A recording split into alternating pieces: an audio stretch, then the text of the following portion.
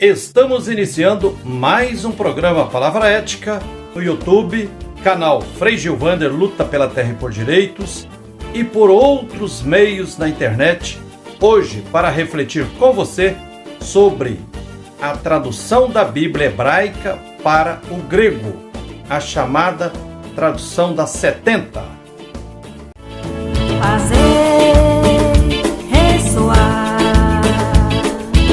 a palavra de Deus em todo lugar. Fazer ressoar. A tradução da Bíblia hebraica para o grego, a chamada tradução das 70, foi iniciada no terceiro século antes da era cristã e foi a primeira que aconteceu do texto bíblico hebraico e aramaico do Primeiro Testamento. Esta tradução é identificada por diversos nomes referindo-se ao mesmo texto. A 70, a Septuaginta, a tradução alexandrina, cidade do Egito onde teria sido feita esta tradução, a tradução das 70 recebeu o seu nome da pseudo-carta de Aristeia, do segundo século da era cristã, que narra na forma de uma carta como teria sido a origem da tradução grega da Bíblia hebraica. Ele afirma que o rei do Egito, Ptolomeu Filadelfo, que viveu de 285 a 247 antes da era cristã, desejava ter na famosa biblioteca de Alexandria um exemplar da lei mosaica.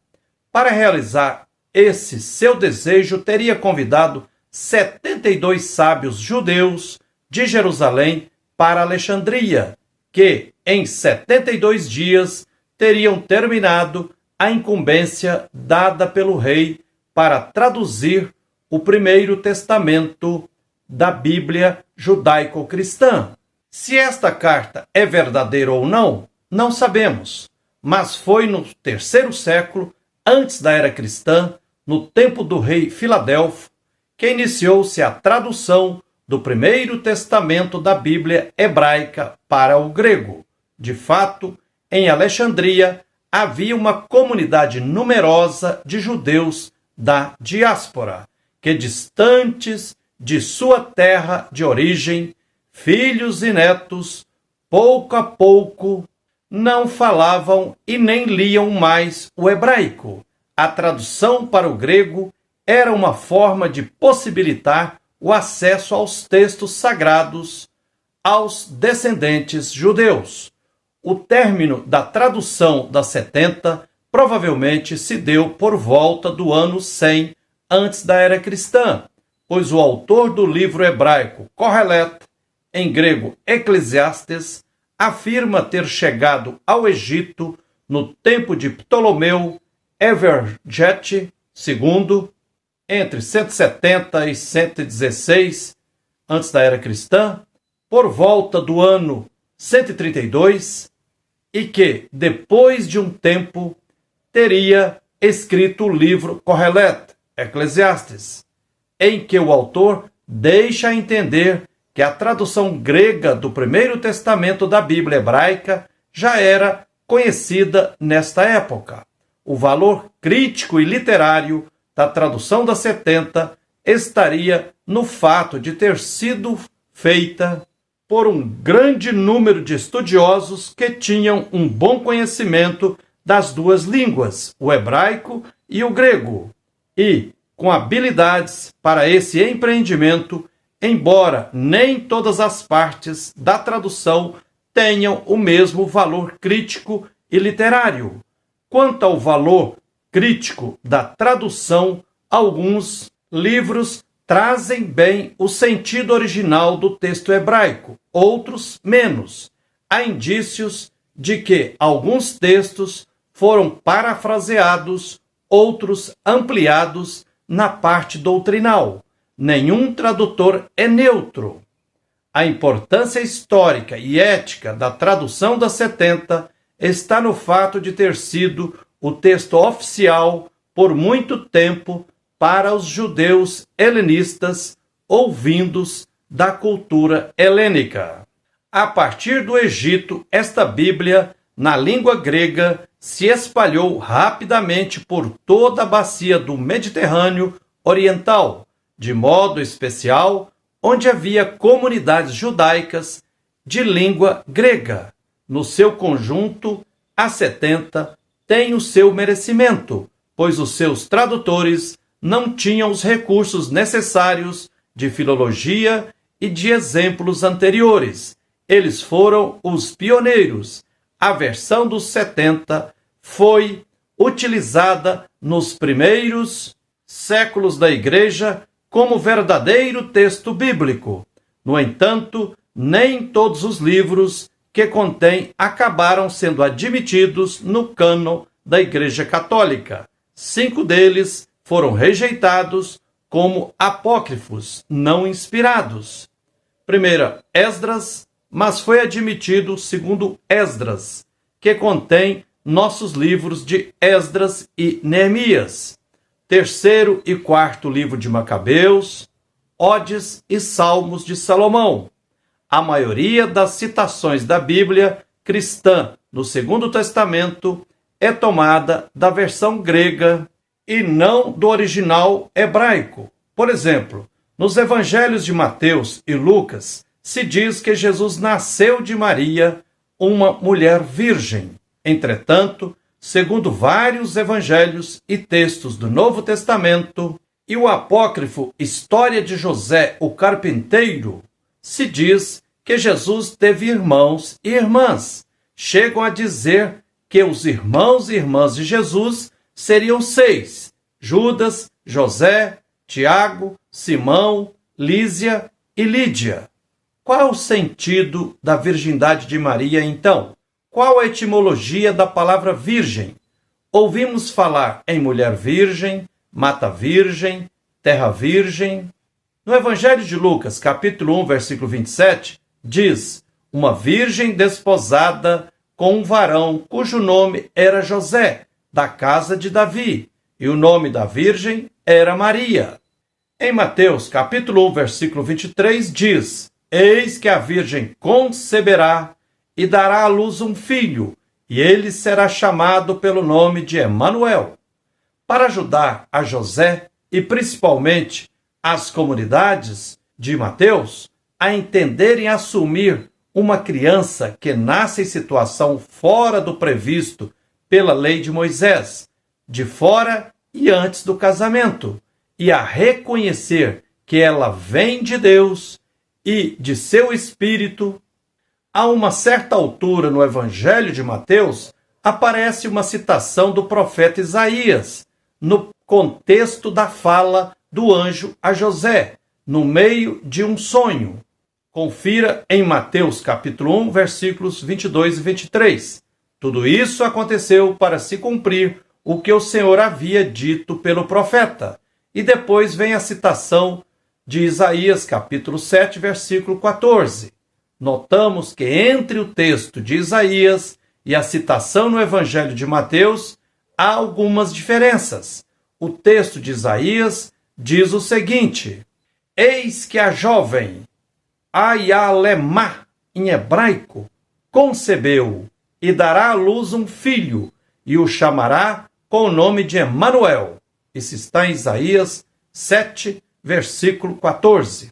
O texto de Mateus prescreve: eis que a virgem, Pártenos, em grego, conceberá e dará à luz um filho, e o chamarão com o nome de Emanuel. Mateus capítulo 1, versículo 23.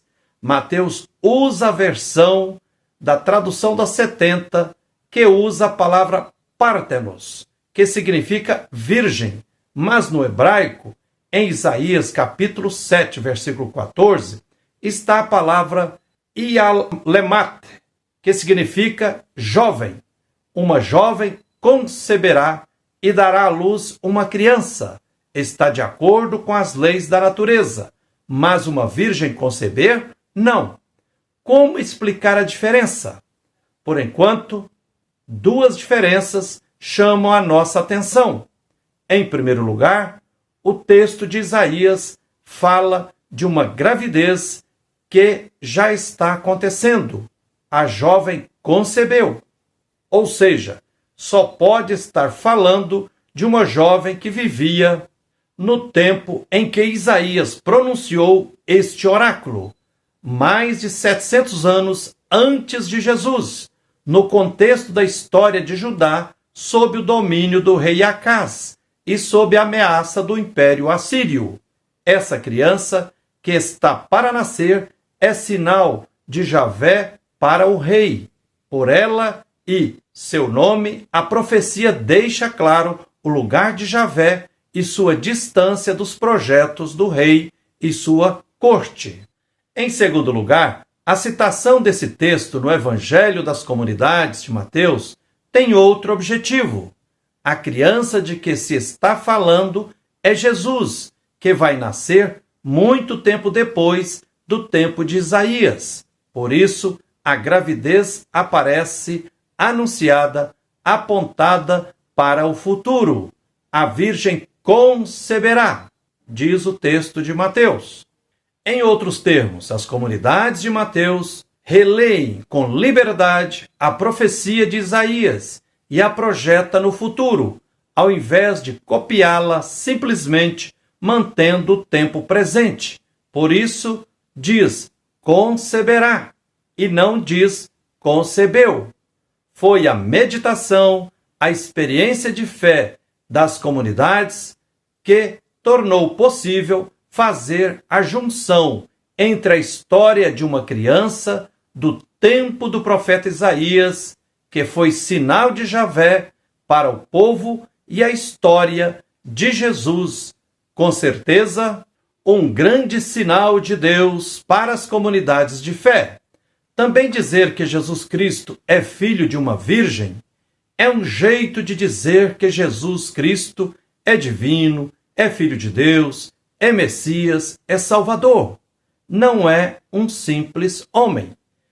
Na Bíblia há várias passagens que mostram mulheres virgens e estéreis dando à luz. Por exemplo, Sara, a esposa de Abraão, concebe Isaque na sua velhice e esterilidade.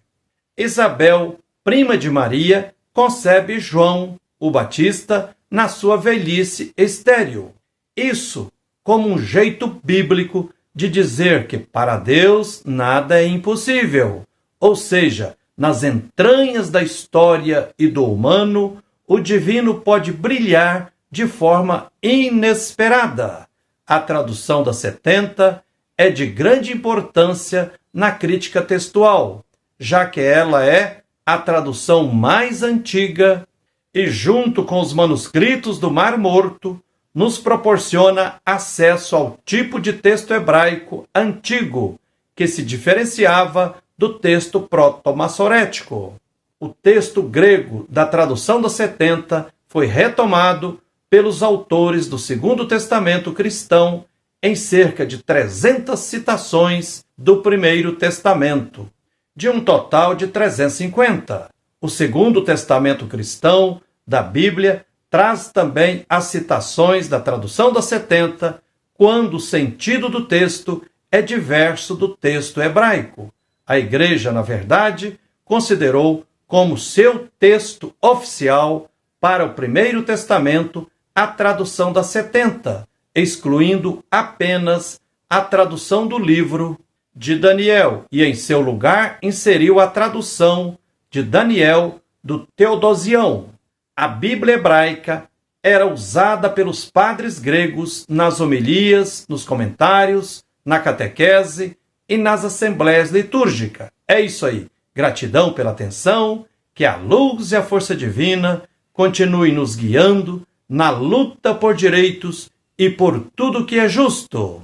Um abraço terno de Frei Gilvander Moreira e até o próximo Palavra Ética.